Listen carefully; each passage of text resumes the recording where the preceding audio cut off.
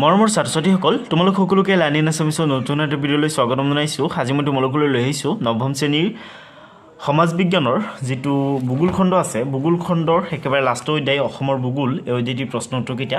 গতিকে তোমালোকে ভিডিঅ'টো একেবাৰে শেষলৈকে চাই থাকিবা আৰু ভিডিঅ'টো ভাল লাগিলে ভিডিঅ'টোত লাইক এটা কৰি দিবা, ঠিক আছে। তো তোমালোকৰ কাৰণে কুৱেশ্যন আনচাৰবিলাক মই একেবাৰে শ্বৰ্টকৈ লিখি আনিছোঁ, গতিকে তোমালোকে কুৱেশ্যন আনচাৰবিলাক ইয়াৰ পৰা লিখি ল'বা, অ'কে। তোমালোকে চেপ্টাৰটো পঢ়িবা, চেপ্টাৰটো পঢ়ি বুজি ল'লে প্ৰশ্নটোবিলাক মনত ৰখাটো একেবাৰে ইজি হৈ যাব, ঠিক আছে। যিহেতু তোমালোকক বহুতকেইটা কুৱেশ্যন দিছে, প্ৰায় 30টামান কুৱেশ্যন দিছে, ঠিক আছে। মানে 29টা মেইন কুৱেশ্যন দিছে আৰু কিছুমান হেৰি লিখিবলৈ দিছে, চমুটকা লিখিবলৈ দিছে, ঠিক আছে। সেইবিলাকৰো উত্তৰ অলপ দীঘলেই হয়, গতিকে মই মুঠতে 40টামান কুৱেশ্যন ধৰিছোঁ, গতিকে বহুতকেইটা কুৱেশ্যন হয় ন। চ' তোমালোকে চেপ্টাৰটো পঢ়ি বুজি ল'ব লাগিব, তেনেহ'লে সেই প্ৰশ্নটোবিলাক তোমালোকে সহজতে মনত ৰাখিব পাৰিবা, ঠিক আছে। তো ইয়াৰ পৰা প্ৰশ্ন আৰম্ভ হৈছে। প্ৰথমে তোমালোকক সুধিছে অসমৰ ভূ প্ৰাকৃতিক ভাগকেইটা কি কি, ঠিক আছে। ইয়াৰ পৰা আৰম্ভ হৈ একেবাৰে এইখিনিত আহি শেষ হৈছে। চোৱা কিমানকেইটা কুৱেশ্যন দিছে, বহুতকেইটা কুৱেশ্যন দিছে, আৰু কুৱেশ্যন আনচাৰবিলাক এনে বহুত দীঘল হয়, তথাপিও মই যিমান সম্ভৱ সিমান চুটিকৈ লিখি আনিছোঁ, ঠিক আছে। গতিকে ভিডিঅ'টো শেষলৈকে চাবা আৰু ইয়াৰ পৰা প্ৰশ্নটোবিলাক লিখি ল'বা। তো ষ্টুডেণ্টছ ব'লা আমি ইয়াৰ পৰা প্ৰশ্নটোবিলাক আলোচনা কৰা আৰম্ভ কৰি দিওঁ। ছাত্ৰ-ছাত্ৰীসকল তোমালোকক 1 নম্বৰ দিছে অসমৰ ভূ প্ৰাকৃতিক ভাগকেইটা কি কি। তোমালোকে ইয়াৰ উত্তৰত লিখিবা অসমৰ ভূ প্ৰাকৃতিক ভাগকেইটা হ'ল ব্ৰহ্মপুত্ৰ উপত্যকা, বৰাক উপত্যকা, কাৰ্বি মালভূমি আৰু বৰাইল আৰু দক্ষিণৰ পৰ্বতৰাশি, ঠিক আছে। তাৰপিছত প্ৰশ্নটো তোমালোকক সুধিছে যে ব্ৰহ্মপুত্ৰ উপত্যকাৰ ভূ প্ৰাকৃতিক অঞ্চলকেইটা কি কি।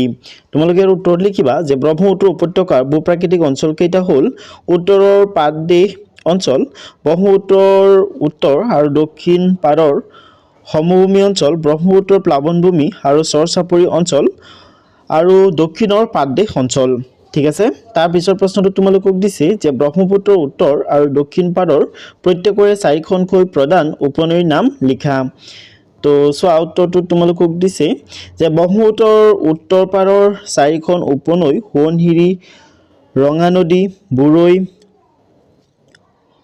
বৰগাং। ব্ৰহ্মপুত্ৰৰ দক্ষিণ পাৰৰ 4খন উপনৈ বুঢ়ীদিহিং, দিচাং, দিখৌ, জাঞ্জী, ঠিক আছে। তাৰপিছত 4 নম্বৰ তোমালোকক দিছে ব্ৰহ্মপুত্ৰৰ সমভূমি অঞ্চলটোৰ চমু বৰ্ণনা দিয়া। তো ছাত্ৰ-ছাত্ৰীসকল তোমালোকে উত্তৰত লিখিবা ব্ৰহ্মপুত্ৰ আৰু ইয়াৰ উপনৈসমূহে কঢ়িয়াই অনা পলহেৰে গঠিত এই সমভূমি অঞ্চলটো অতি সাৰুৱা, গণ জনবসতিপূৰ্ণ আৰু যাতায়াতৰ বাবে সুচল। ভৌগোলিকভাৱে উত্তৰ পাৰৰ সমভূমি অঞ্চলটো দক্ষিণ পাৰৰ সমভূমিৰ তুলনাত বেছি বহল, ঠিক আছে। তাৰপিছত তোমালোকক 5 নম্বৰ দিছে ব্ৰহ্মপুত্ৰৰ প্লাৱনভূমি অঞ্চলটোৰ চমু বৰ্ণনা দিয়া। তো ছাত্ৰ-ছাত্ৰীসকল তোমালোকে উত্তৰত লিখিবা ব্ৰহ্মপুত্ৰ নদী ইয়াৰ বুকুৰ চৰ চাপৰি আৰু সঘনে বানপানী হোৱা দুয়োপাৰৰ দ অঞ্চলটোৱেই হ'ল ব্ৰহ্মপুত্ৰৰ প্লাৱনভূমি। উত্তৰ পাৰৰ প্লাৱনভূমিত অসংখ্য বিল আৰু জলাশয় দেখা যায়, আনহাতে দক্ষিণ পাৰৰ প্লাৱনভূমি তুলনামূলকভাৱে ঠেক যদিও উপনৈসমূহৰ মুখনাত কিছু বহল। নদীৰ খুঁটি আৰু চৰ চাপৰিৰে গঠিত অঞ্চলটোক সক্ৰিয় প্লাৱনভূমি বোলা হয়। এতিয়া 6 নম্বৰত চোৱা, 6 নম্বৰ তোমালোকক দিছে মাজুলী ভৌগোলিক অৱস্থান আৰু সৃষ্টি সম্পৰ্কে লিখা, ঠিক আছে। তোমালোকক মাজুলী ভৌগোলিক অৱস্থান আৰু সৃষ্টি সম্পৰ্কে লিখিবলৈ দিছে, গতিকে তোমালোকে এইদৰে লিখিবা মাজুলী ভৌগোলিক অৱস্থান আৰু সৃষ্টি, ঠিক আছে। এইদৰে ওপৰত হেডিংটো দি ল'বা। তাৰপিছত তোমালোকে লিখিবা মাজুলী পৃথিৱীৰ অন্যতম বৃহত্তম নদীদ্বীপ আৰু 2016 চনত গঠিত অসমৰ এখন জিলা, ঠিক আছে। 2016 চনৰ আগতে কিন্তু মাজুলী এখন জিলা নাছিলে, ঠিক আছে। জাষ্ট নদীৰ এটা দ্বীপহে আছিলে মাত্ৰ, ঠিক আছে। 2011 চনৰ লোকপিয়ল মতে 1.68 লাখ জনসংখ্যা থকা দ্বীপটোৰ মাটিকালি প্ৰায় 422 বৰ্গ কিলোমিটাৰ, ঠিক আছে। মাজুলীত কিমান মাটিকালি আছে? 422 বৰ্গ কিলোমিটাৰ, ঠিক আছে। আৰু জনসংখ্যা কিমান? 1.68 লাখ, ঠিক আছে। অৰ্থাৎ 1.5 লাখতকৈ অলপ বেছি আৰু, ঠিক আছে। তাৰপিছত তোমালোকক দিছে, তাৰপিছত তোমালোকে সৃষ্টিখিনি লিখিবা, ঠিক আছে।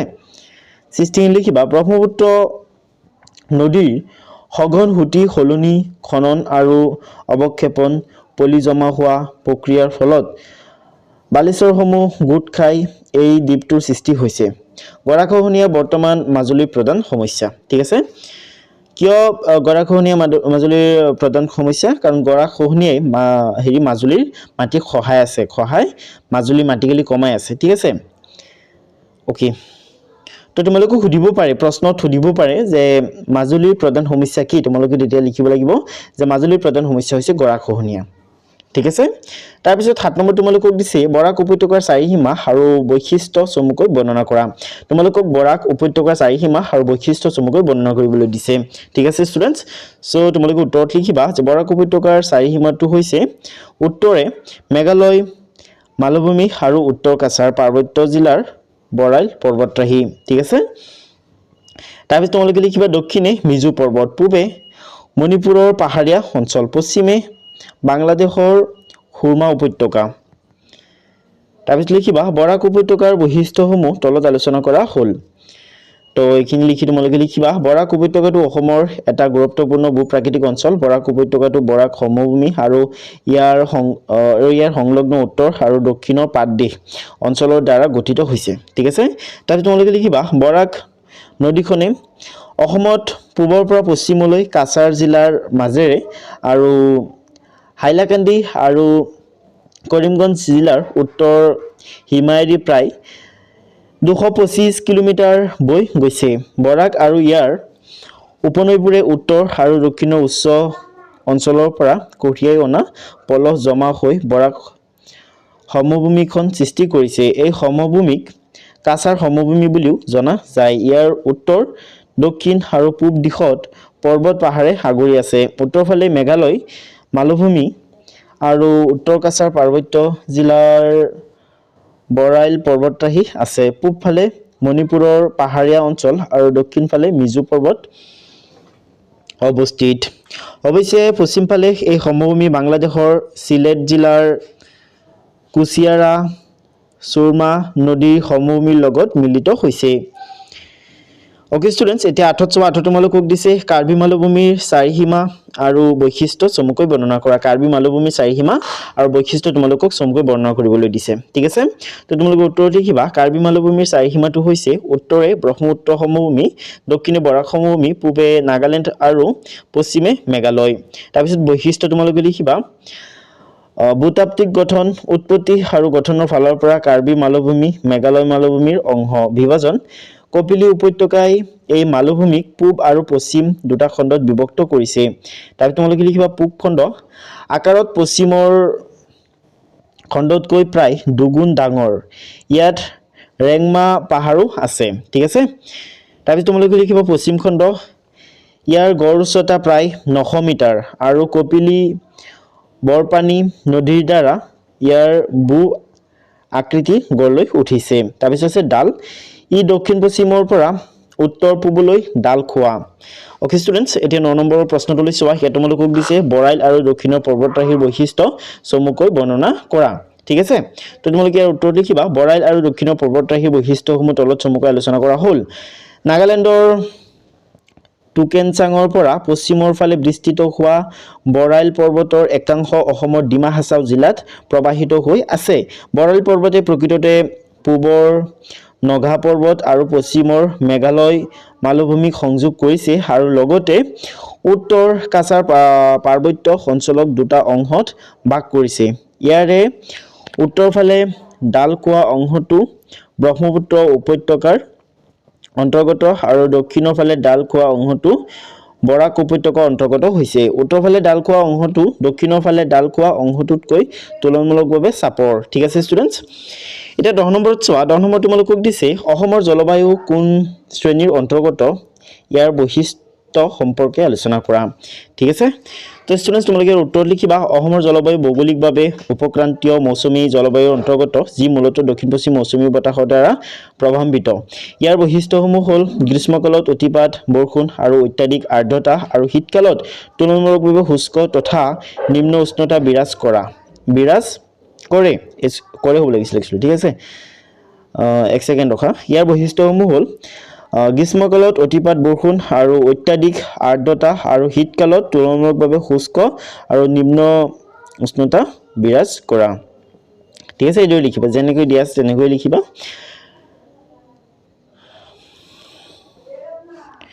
ৰাজ্যখনৰ জলবায়ুৰ বৈশিষ্ট্য ভৌগোলিক অৱস্থান ভূপ্ৰকৃতি বংগোপসাগৰৰ নিকটৱৰ্তীতা আৰু দক্ষিণ পশ্চিম মৌচুমী বায়ুৰ প্ৰবাহৰ তাৰতম্যৰ বাবে সকলোতে একে নহয়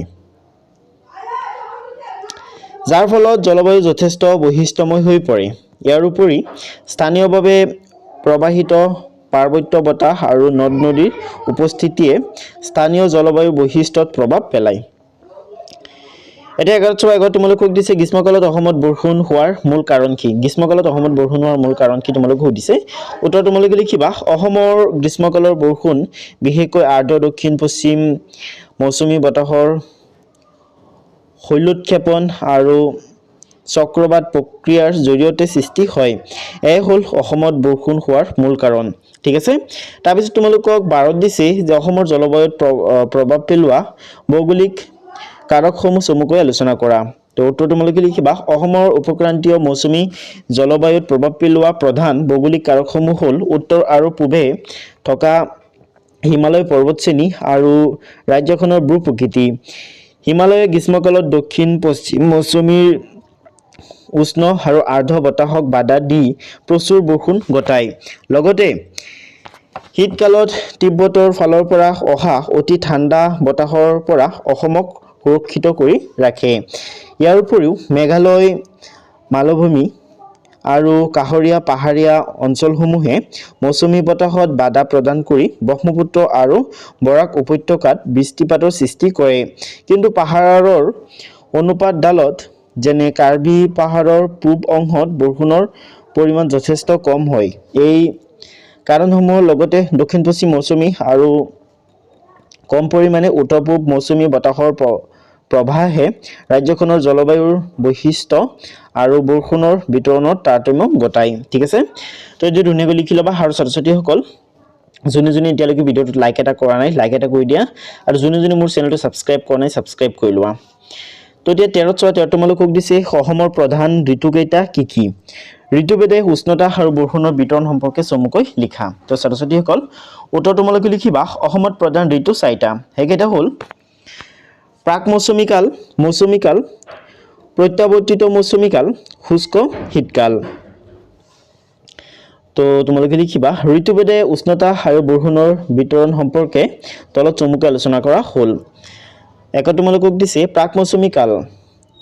শীতৰ পাছত লাহে লাহে উষ্ণতা বৃদ্ধি পায়, বায়ুমণ্ডল অস্থিৰ হয় আৰু সন্ধিয়া গজনি ডেৰিকনিৰে বৰষুণ হয়। তাৰপিছত দিছে মৌচুমী কাল। উচ্চ উষ্ণতা আৰু আৰ্দ্ৰতা সৰ্বাধিক বৰষুণ হয়। উচ্চ উষ্ণতা আৰু আৰ্দ্ৰতা থাকে। দক্ষিণ পশ্চিম মৌচুমীৰ বাবে এই সময়ত সৰ্বাধিক বৰষুণ হয়, বছৰেকীয়া বৰষুণৰ 70%, যাৰ ফলত বানপানী হয়। ঠিক আছে। সেইটো ধুনীয়াকৈ তোমালোকে লিখিবা। তাৰপিছত 3 দিয়া হৈছে প্ৰত্যাৱৰ্তিত মৌচুমী কাল। বৰষুণ আৰু উষ্ণতা হ্ৰাস পায়, বায়ুৰ প্ৰৱাহ উত্তৰ পূবৰ পৰা দক্ষিণ পশ্চিমলৈ ওলোটা হয়, ৰাতি আৰু পুৱা কুঁৱলী পৰে। তাৰপিছত 4 আছে শুষ্ক শীতকাল, নিম্ন উষ্ণতা, জানুৱাৰী আটাইতকৈ ঠাণ্ডা, বৰষুণৰ অভাৱত অতি শুষ্ক অৱস্থা আৰু পুৱা ঘন কুঁৱলী পৰে। এতিয়া 14 চোৱা। 14 তোমালোকক দিছে অসমৰ সৰ্বোচ্চ আৰু সৰ্বনিম্ন বৰষুণ হোৱা ঠাইডোখৰৰ নাম আৰু বৰষুণৰ পৰিমাণ লিখা। উত্তৰ তোমালোকে লিখিবা অসমৰ সৰ্বোচ্চ বৰষুণ হোৱা ঠাইখন হ'ল লখিমপুৰ। ইয়াত বছৰি গড়ে 335 চেণ্টিমিটাৰ বৰষুণ হয়। আনহাতে অসমৰ সৰ্বনিম্ন বৰষুণ হোৱা ঠাইখন হ'ল লামডিং। ইয়াত বছৰি গড় বৰষুণৰ পৰিমাণ হ'ল 129 চেণ্টিমিটাৰ। ঠিক আছে। তাৰপিছত 15 তোমালোকক দিছে অসমৰ সকলো ঠাইত সমান পৰিমাণে কিয় বৰষুণ নহয়? উত্তৰ তোমালোকে লিখিবা অসমৰ সকলো ঠাইতে সমান পৰিমাণে বৰষুণ নোহোৱাৰ মূল কাৰণটো হৈছে ভৌগোলিক বৈচিত্ৰ্য আৰু ভূ প্ৰকৃতি। ঠিক আছে। এতিয়া 16 তোমালোকক দিছে অসমৰ বৰষুণৰ স্থানিক বিতৰণ সম্পৰ্কে চমুকৈ লিখা। ওকে। তো উত্তৰ তোমালোকে লিখিবা অসমৰ বৰষুণৰ স্থানিক বিতৰণত এক উল্লেখনীয় তাৰতম্য দেখা যায়, যি মূলতঃ ৰাজ্যখনৰ সুকীয়া ভূ প্ৰকৃতি আৰু কাষৰীয়া পাৰ্বত্য ভূমিৰ প্ৰভাৱৰ ফল। সাধাৰণতে পাহাৰীয়া তথা ইয়াৰ পাদভূমি অঞ্চলত বৰষুণ বেছিকৈ হয়, যাৰ ফলত উজনি অসমৰ তিনিচুকীয়া, ডিব্ৰুগড় আদি, নামনি অসমৰ কোকৰাঝাৰ, ধুবুৰী আদি আৰু দক্ষিণ অসমৰ কাছাৰ, কৰিমগঞ্জ আদি জিলাসমূহত বছৰি 250 চেণ্টিমিটাৰতকৈ অধিক বৰষুণ হয়। ইয়াৰ বিপৰীতে মধ্য অসমৰ নগাঁও আৰু কাৰ্বি আংলং জিলাত বৰষুণৰ পৰিমাণ যথেষ্ট কম, কিয়নো এই অঞ্চলসমূহ প্ৰায়ে পাহাৰৰ অনুৱাদ ডাল অৰ্থাৎ ৰেইন শ্বেডো এৰিয়া হিচাপে কাৰ্য কৰে। উদাহৰণস্বৰূপে নগাঁও জিলাৰ লংকা লামডিং অঞ্চলত বছৰি মাত্ৰ 129 সেন্টিমিটাৰ পৰ্যন্ত বৰষুণ হয়। ছাত্ৰ ছাত্ৰীসকল এতিয়া 17 তোমালোকক দিছে অসমত পোৱা মৃত্তিকাৰ প্ৰকাৰসমূহৰ চমু বৰ্ণনা দিয়া। ঠিক আছে, তো তোমালোকে উত্তৰ লিখিবা অসমত পোৱা মৃত্তিকাবোৰক 4 প্ৰকাৰে ভাগ কৰিব পাৰি, যেনে পলসুৱা মৃত্তিকা, গিৰিপথ মৃত্তিকা, পাহাৰীয়া মৃত্তিকা, কংকৰ মৃত্তিকা ইত্যাদি। ঠিক আছে, তাৰপিছত প্ৰতিটো ভাগৰ বিষয়ে অলপ লিখিব লাগিব। তো পলসুৱা মৃত্তিকাৰ বিষয়ে তোমালোকে প্ৰথমে লিখিবা যে অসমৰ ব্ৰহ্মপুত্ৰ আৰু বৰাক উপত্যকাৰ সমভূমি অঞ্চলত বিস্তৃতভাৱে পলসুৱা মাটি পোৱা যায়। নদী আৰু উপনৈবিলাকে কঢ়িয়াই অনা পলস সমভূমিত বছৰ বছৰ ধৰি জমা হোৱাৰ ফলত পলসুৱা মাটি গঠন হৈছে। পলসুৱা মাটি সাধাৰণতে সাৰুৱা হয়। গিৰিপথ মৃত্তিকা ব্ৰহ্মপুত্ৰ উপত্যকাৰ উত্তৰ হিমালয় পাদদেশৰ ঠেক গিৰিপথ অঞ্চলত পোৱা যায়। গিৰিপথ অঞ্চলতো ডাৱৰ আৰু তৰাই অঞ্চলৰ দ্বাৰা গঠিত এই মৃত্তিকাৰ ডাঠ স্তৰ আছে। ঠিক আছে, তাৰপিছত তোমালোকক দিছে পাহাৰীয়া মৃত্তিকা সাধাৰণতে অসমৰ দক্ষিণাংশৰ পাহাৰীয়া অঞ্চলত পোৱা যায়। এই মৃত্তিকাৰ উৰ্বৰতা ঠাইভেদে বেলেগ বেলেগ। নাইট্ৰজেন আৰু জৈৱিক পদাৰ্থ এই মৃত্তিকাত যথেষ্ট পৰিমাণে থাকে। প্ৰাকৃতিক গঠন আৰু ৰাসায়নিক গুণাগুণৰ ভিত্তিত এই মৃত্তিকাক 2 প্ৰকাৰে ভগাব পাৰি, ৰঙা বালিয়া মৃত্তিকা আৰু ৰঙা পলসুৱা মৃত্তিকা। ঠিক আছে, তাৰপিছত আছে কংকৰ মৃত্তিকা। এই মৃত্তিকা সাধাৰণতে কলাবৰণীয়া আৰু ইয়াৰ গঠন প্ৰধানকৈ বালিয়হীয়া। ইয়াত নাইট্ৰজেন, পটাছ, ফছফিউৰিক এচিড আৰু চূণ কম পৰিমাণে থাকে। এই মৃত্তিকা সাধাৰণতে কাৰ্বি আংলং জিলাৰ কিছু অংশ, গোলাঘাট জিলাৰ দক্ষিণ সীমান্তত আৰু বৰাইল পৰ্বতৰ পাদদেশত পোৱা যায়। ঠিক আছে, তাৰপিছত আছে 18 তোমালোকক দিছে যে অসমত মৃত্তিকাৰ অৱক্ষয়ৰ কাৰণসমূহ কি কি। তোমালোকে লিখিবা অসমত মৃত্তিকা কিছুমান প্ৰাকৃতিক আৰু মানৱ সৃষ্ট কাৰকৰ দ্বাৰা আক্ৰান্ত হৈছে। প্ৰাকৃতিক কাৰকবিলাকৰ ভিতৰত পাহাৰৰ ডালত প্ৰাকৃতিক কাৰণত হোৱা ভূমিক্ষয়, সমভূমি আৰু নিম্নভূমি অঞ্চলত সৃষ্টি হোৱা জলবন্ধন সমস্যাই প্ৰধান। মানৱ সৃষ্ট কাৰকবোৰৰ ভিতৰত হ'ল গছ-গছনি কটাৰ ফলত বৃদ্ধি পোৱা পৃষ্ঠ জলপ্ৰবাহৰ দ্বাৰা হোৱা পৃষ্ঠ মৃত্তিকা ক্ষয়। তাৰপিছত আছে খ, এডলীয়া ভূমিত অবৈজ্ঞানিকভাৱে মাটি চহাই খেতি কৰা। তাৰপিছত আছে ঘ, গত দিছে পাহাৰীয়া অঞ্চলত কৰা ঝুম খেতি। তাৰপিছত আছে গত আছে মানুহৰ বসতি তথা অন্যান্য কাৰ্যৰ দ্বাৰা উদ্ভৱ হোৱা কৃত্ৰিম জলবন্ধন সমস্যা। তাৰপিছত আছে অংগ তোমালোকক দিছে অধিক শস্য উৎপাদনৰ বাবে খেতিপথাৰত অত্যাধিক মাত্ৰাত ৰাসায়নিক সাৰ প্ৰয়োগ আদিয়ে প্ৰধান। অ'কে ষ্টুডেণ্টছ, এতিয়া 1919 তোমালোকক দিছে বৰ্তমান অসমৰ জনসংখ্যা কিমান। তোমালোকে লিখিবা 2011 চনৰ লোকপিয়ল অনুসৰি অসমৰ জনসংখ্যা হ'ল 31.16 নিযুত। ঠিক আছে, এইটো কিন্তু 2011 চনৰ লোকপিয়ল মতেহে, এতিয়া বহুত বাঢ়িছে। ঠিক আছে, তাৰপিছত আছে যে অসমৰ অৰণ্যসমূহক কি ভাগত ভাগ কৰিব পাৰি। ইয়াৰ উত্তৰ তোমালোকে লিখিবা অসমৰ অৰণ্যক 5টা প্ৰধান ভাগত ভাগ কৰিব পাৰি। ক্ৰান্তীয় চিৰসেউজীয়া অৰণ্য, ক্ৰান্তীয় আৰ্ধ পৰ্ণপাতী অৰণ্য, ক্ৰান্তীয় অৰ্ধ চিৰসেউজীয়া অৰণ্য, নৈপৰীয়া অৰণ্য, ক্ৰান্তীয় শুষ্ক বা শুকান পৰ্ণপাতী অৰণ্য। ঠিক আছে, তাৰপিছত আছে 21 তোমালোকক দিছে বৰ্ষাৰণ্য কাক বোলে। অসমৰ বৰ্ষাৰণ্যৰ বৈশিষ্ট্য লিখা। তোমালোকে লিখিবা যি অৰণ্যত বাৰ্ষিক বৃষ্টিপাতৰ পৰিমাণ 300 সেন্টিমিটাৰ বা তাতোকৈ অধিক হয় সেই অৰণ্যকে বৰ্ষাৰণ্য বোলে। বৰ্ষাৰণ্য অৰণ্য 3 তৰপীয়া হোৱাটো পৰিলক্ষিত হয়। প্ৰথম তৰফটো অতি ওখ গছৰ দ্বাৰা গঠিত। অসমৰ বৰ্ষাৰণ্য অৰণ্যত হুলুং, মেকাই আদি অতি ওখ গছ পোৱা যায়। ইয়াতকৈ কিছু কম ওখ গছে দ্বিতীয়টো তৰপ গঠন কৰে। এই তৰপত সাধাৰণতে নাহৰ, চিয়া নাহৰ, আমাৰি আদি গছ দেখা যায়। একেবাৰে তলৰ তৰপত চাপৰ গছ বন আদি থাকে। বৰ্ষাৰণ্য অৰণ্যত গছৰ উপৰি নানাবিধ লতা, তৰা, বাঁহ, বেত, কপৌ ফুল আদিও থাকে ঠিক আছে তাৰপিছত আছে 22 তোমালোকক দিছে নৈপৰীয়া অৰণ্যৰ গুৰুত্ব আৰু বৰ্তমানৰ সংকট সম্পৰ্কে চমুকৈ লিখা উত্তৰ তোমালোকে লিখিবা নৈপৰীয়া অৰণ্য ব্ৰহ্মপুত্ৰ আৰু ইয়াৰ উপনদীসমূহৰ পাৰত গঢ় লৈ উঠা এই অৰণ্যত কিছু ওখ গছৰ যেনে চুম হুৱালু উৰিয়াম লগতে নল খাগৰি কহুৱা আদি গাহ জাতীয় উদ্ভিদৰ প্ৰাধান্য বেছি ঠিক আছে তাৰপিছত তোমালোকে গুৰুত্ব লিখিবা এই অৰণ্য বহুতো বন্যপ্ৰাণীৰ প্ৰাকৃতিক বাসস্থান তাৰপিছত লিখিবা কাজিৰঙা ডিব্ৰু চৈখোৱা পবিতৰা আৰু ওৰাং আদি ৰাষ্ট্ৰীয় উদ্যান বা অভয়াৰণ্য প্ৰধানকৈ নৈপৰীয়া অঞ্চলতে অৱস্থিত ঠিক আছে তাৰপিছত লিখিবা ই গৰাখহনীয়া নিয়ন্ত্ৰণ কৰাত সহায় কৰে তাৰপিছত আছে সংকট বৰ্তমান সময়ত জনবসতি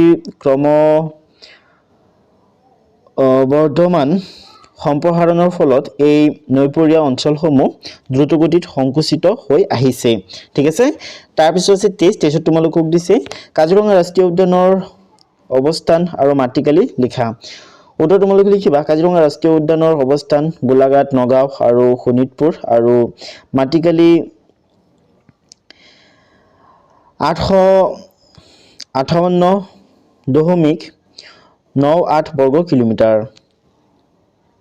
তাৰপিছত 24 তোমালোকক দিছে অসমৰ ৰাষ্ট্ৰীয় উদ্যান কেইখনৰ নাম আৰু অৱস্থান লিখা তো মই ধুনীয়াকৈ লিখি থৈছো কাজিৰঙা ৰাষ্ট্ৰীয় উদ্যান ক'ত ক'ত আছে কোনকেইটা জিলাত আছে গোলাঘাট জিলাত নগাঁও জিলাত আৰু শোণিতপুৰ জিলাত এই তিনিটা জিলাত মিলাই আছে কাজিৰঙা ৰাষ্ট্ৰীয় উদ্যান ঠিক আছে মানস ৰাষ্ট্ৰীয় উদ্যান ক'ত আছে চিৰাং আৰু বাক্সা জিলাত ঠিক আছে ওৰাং ৰাষ্ট্ৰীয় উদ্যান ক'ত আছে ওদালগুৰি আৰু শোণিতপুৰ ওকে নামেৰি ৰাষ্ট্ৰীয় উদ্যান ক'ত আছে শোণিতপুৰ ঠিক আছে নেক্সট আছে ডিব্ৰু চৈখোৱা ৰাষ্ট্ৰীয় উদ্যান ক'ত আছে ডিব্ৰুগড় আৰু তিনিচুকীয়াত ওকে ষ্টুডেন্টস এতিয়া 25 তোমালোকক দিছে অভয়াৰণ্যসমূহে কেনেকৈ প্ৰাকৃতিক ভাৰসাম্য ৰক্ষা কৰে উত্তৰ তোমালোকে লিখিবা প্ৰকৃতি সংৰক্ষণৰ ক্ষেত্ৰত অভয়াৰণ্যসমূহৰ ভূমিকা সুদূৰ প্ৰসাৰী এইবোৰ মানুহৰ দণ্ডাত্মক প্ৰভাৱৰ পৰা সুৰক্ষিত এইবোৰে মুঠতে 3592.98 বৰ্গ কিলোমিটাৰ ঠাই আগুৰি আছে এই সুৰক্ষিত বনাঞ্চলবোৰত হাতী বাঘ গড় বনৰীয়া মহ নানাবিধ হৰিণা আৰু কেইবাটাও প্ৰজাতিৰ বান্দৰৰ লগতে বহুতো বন্যপ্ৰাণী আছে গাহনি গছগছনি আৰু আৰ্দ্ৰভূমিৰে ভৰা এই সুৰক্ষিত বনাঞ্চলবোৰে দেশ বিদেশৰ বহুতো পৰ্যটকক আকৰ্ষিত কৰে এইবোৰক ভালদৰে সুৰক্ষা দিয়াৰ ওপৰতে আমাৰ ৰাজ্যখনৰ জৈৱ বৈচিত্ৰ্যৰ ভৱিষ্যত বহু পৰিমাণে নিৰ্ভৰ কৰিব ঠিক আছে এইটো ধুনীয়াকৈ তোমালোকে লিখিবা তাৰপিছত 26 তোমালোকক দিছে যে স্বাধীনতাৰ পিছৰ কালচোৱাত অসমৰ প্ৰশাসনিক বিভাগৰ পৰিৱৰ্তন সম্পৰ্কে লিখা উত্তৰ তোমালোকে লিখিবা যে 1947 চনত ভাৰত বিভাজনৰ সময়ত সিলেট অংশটো অসমৰ পৰা বিচ্ছিন্ন হৈ পূব পাকিস্তানৰ অৰ্থাৎ বৰ্তমানৰ বাংলাদেশৰ লগত লগ লাগিছিল ঠিক আছে ফলত সেই সময়ত 11খন জিলা আছিল আৰু শিলং অসমৰ ৰাজধানী পিছলৈ 1963 চনত নাগালেণ্ড 1970 চনত মেঘালয় আৰু 1971 চনত মিজোৰাম অসম ৰাজ্যৰ পৰা পৃথক হয় 1973 চনতে গুৱাহাটীৰ দিছপুৰত অসমৰ ৰাজধানী প্ৰতিষ্ঠা কৰা হয় বৰ্তমান অসমৰ সৰ্বমুঠ 33খন জিলা আছে এই জিলা কেইখনৰ ভিতৰত 7খন 2015 পৰা 2016 বৰ্ষত নতুনকৈ গঠন কৰা হৈছে এই 33খন জিলাৰ ভিতৰত 4খন জিলা BTADৰ অন্তৰ্গত ঠিক আছে তাৰপিছত আছে 27 তোমালোকক দিছে অসমৰ বৰ্তমান জিলা কেইখন আৰু সদৰ ঠাইৰ নাম লিখা উত্তৰ তোমালোকে লিখিবা ইফালে দিয়া আছে জিলাৰ নাম আৰু ইফালে দিয়া আছে সদৰ জিলা সদৰৰ নাম ঠিক আছে সদৰ ঠাইৰ নাম তো ধুবুৰী হয় কোকৰাঝাৰ গোৱালপাৰাই হয় বঙাইগাঁও ঠিক আছে চিৰাং এটো হ'ব কাজলগাঁও ঠিক আছে বৰপেটা নলবাৰী ঠিক আছে বাক্সা মছলপুৰ সৰি ষ্টুডেন্টস তোমালোকে এক কাম কৰা ইয়াৰ পৰা চাইছে নিজে কিটা লিখি লোৱাচোন জিলাৰ নাম জিলাৰ সদৰ ঠিক আছে নিজে নিজে লিখি লোৱা চিৰাং কি হ'ব এইটো কাজলগাঁও ঠিক আছে বৰপেটা নলবাৰী ঠিক আছে বাক্সা মছলপুৰ নেক্সট আছে কামৰূপ গ্ৰাম্য আমিনগাঁও ঠিক আছে কামৰূপ মহানগৰ গুৱাহাটী দৰং মঙলদৈ ওদালগুৰি শোণিতপুৰ তেজপুৰ লখিমপুৰ ধেমাজি নগাঁও মৰিগাঁও গোলাঘাট যোৰহাট শিৱসাগৰ ডিব্ৰুগড় তিনিচুকীয়া কাৰ্বি আংলং ডিমা হাছাও হাফলং কৰিমগঞ্জ কাছাৰ শিলচৰ হাইলাকান্দি বিশ্বনাথ চাৰিআলি চৰাইদেউ সোণাৰী হোজাই মাজুলী গড়মূৰ 33 দিছে দক্ষিণ হালমৰা হাটশিঙিৰাম মানকাচৰ নেক্সট আছে পশ্চিম কাৰ্বি হামৰেং আংলং ঠিক আছে সেইটো ধুনীয়াকৈ তোমালোকে লিখি ল'বা কেইটা তাৰপিছত 28ত তোমালোকক দিছে অসমৰ মাটিকালি কিমান ৰাজ্যখনৰ ৰাজধানী ক'ত অৱস্থিত ইয়াৰ মাটিকালি হিচাপে আটাইতকৈ ডাঙৰ আৰু আটাইতকৈ সৰু জিলাখনৰ নাম কি বা জিলাখনৰ নাম লিখা বুলি দিছে ইয়াত তোমালোকক ঠিক আছে গতিকে তোমালোকে উত্তৰ লিখিবা অসমৰ মাটিকালি ৭৮,৪38 বৰ্গ কিলোমিটাৰ ৰাজ্যখনৰ ৰাজধানী গুৱাহাটীৰ দিছপুৰত অৱস্থিত ইয়াৰ মাটিকালি হিচাপে আটাইতকৈ ডাঙৰ জিলাখনৰ নাম হ'ল কাৰ্বি আংলং 10,434 বৰ্গ কিলোমিটাৰ আৰু সৰু জিলাখনৰ নাম কামৰূপ মহানগৰ 955 বৰ্গ কিলোমিটাৰ ঠিক আছে 29ত চোৱা 29ত তোমালোকক দিছে 2011 চনৰ লোকপিয়ল অনুসৰি অসমৰ জনসংখ্যা কিমান জনসংখ্যা অনুসৰি ৰাজ্যখনৰ আটাইতকৈ ডাঙৰ আৰু সৰু জিলাখনৰ নাম কি বা নাম লিখা বুলি দিছে তোমালোকক ঠিক আছে উত্তৰ তোমালোকে লিখিবা অসমৰ জনসংখ্যা 31.20 নিযুত ঠিক আছে দশমিকৰ পিছৰ সংখ্যাখিনি তোমালোকে এটাকৈ পঢ়িবা ঠিক আছে এনে ইয়াত তোমালোকে 20 বুলি নপঢ়িবা 20 তেনেকৈ পঢ়িবা মানে এটাকৈ পঢ়িবা দশমিকৰ পিছৰ সংখ্যাখিনি ঠিক আছে অসমৰ জনসংখ্যা 31.20 নিযুত জনসংখ্যা অনুসৰি ৰাজ্যখনৰ আটাইতকৈ ডাঙৰ জিলাখনৰ নাম নগাঁও ঠিক আছে নগাঁৱত মানে আটাইতকৈ বেছি জনসংখ্যা আছে ওকে আৰু নগাঁৱত কিমান জনসংখ্যা আছে এই দুনিয়াকৈ ব্ৰেকেটত দিয়া হৈছে 2.82 নিযুত আৰু সৰু জিলাখনৰ নাম ডিমা হাছাও জিলাত একেবাৰে কম জনসংখ্যা ঠিক আছে আৰু তাত কিমান জনসংখ্যা আছে 2.14 লাখ ঠিক আছে 2 লাখ বুলি ক'ব পাৰা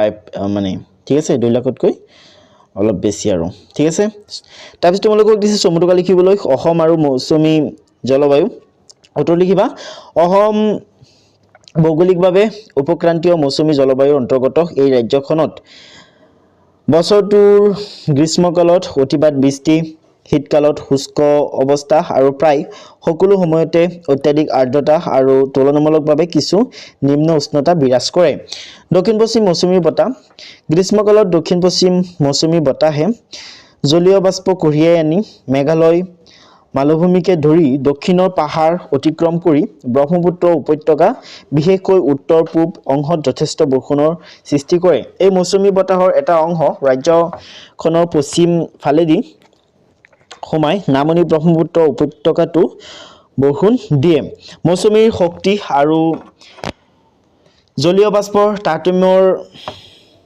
ওপৰত নিৰ্ভৰ কৰি বছৰি বৰষুণৰ পৰিমাণৰ পাৰ্থক্য হয় আৰু অসমৰ গ্ৰীষ্মকালীন বৰষুণ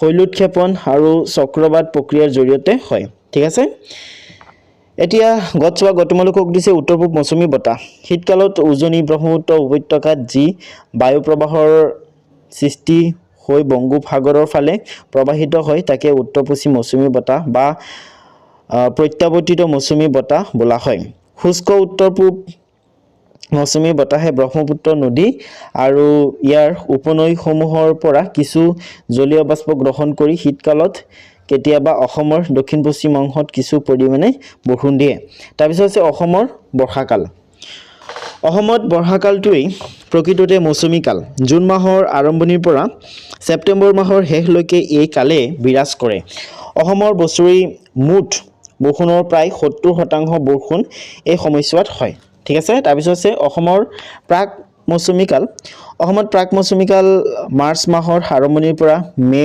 মাহৰ শেষলৈকে বিৰাজ কৰে শীতকালৰ পিছতেই এই কাল আহে বাবে আৰম্ভণিৰে পৰা লাহে লাহে বায়ুমণ্ডলৰ উষ্ণতা বৃদ্ধি পাবলৈ ধৰে অসমত এই প্ৰাক মৌচুমী কালৰ সময়ত বসন্ত ঋতু বিৰাজ কৰে নেক্সট আছে যে অসমত বৰষুণৰ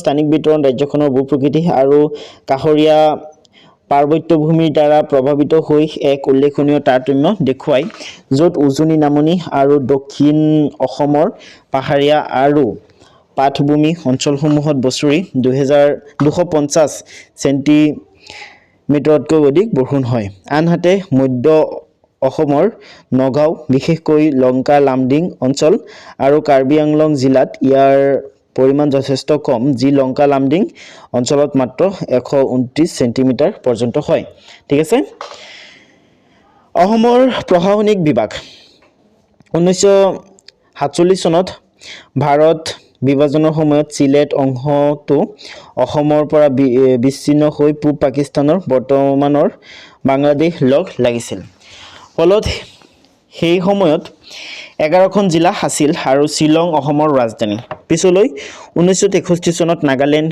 1970 চনত মেঘালয় আৰু 1971 চনত মিজোৰাম অসম ৰাজ্যৰ পৰা পৃথক হয় 1973 চনতে গুৱাহাটীৰ দিছপুৰত অসমৰ ৰাজধানী প্ৰতিষ্ঠা কৰা হয় বৰ্তমান অসমৰ সৰ্বমুঠ 33খন জিলা আছে এই জিলা কেইখনৰ ভিতৰত 7খন 2015 পৰা 2016 বৰ্ষত নতুনকৈ গঠন কৰা হৈছে এই 33খন জিলাৰ ভিতৰত 4খন জিলা BTADৰ অন্তৰ্গত ঠিক আছে তো এই ধুনীয়াকৈ লিখি লোৱা ইয়াত তোমালোকক দিছে জিলা পৰ্যায়ত অসমৰ জনসংখ্যা কিমান মানে কোন জিলাত কিমান জনসংখ্যা আছে কোন জিলাত আটাইতকৈ বেছি জনসংখ্যা আৰু কোনটো জিলাত আটাইতকৈ কম হেবিলাকৰ বিষয়ে তোমালোকে ধুনীয়াকৈ লিখি দিবা ঠিক আছে নগাঁও জিলাত আটাইতকৈ বেছি জনসংখ্যা আছে ওকে আৰু ডিমা হাছাও জিলাত আটাইতকৈ কম জনসংখ্যা আছে ওকে এইবিলাক তোমালোকে ধুনীয়াকৈ লিখি দিবা ইয়াত ধুনীয়াকৈ লিখা আছে তোমালোকে ইয়াৰ পৰা চাইছে ধুনীয়াকৈ লিখি দিবা মই বেছি পঢ়ি নিদিওঁ কাৰণ ভিডিওটো অলৰেডি বহুত দীঘল হৈ গৈছে ন আৰু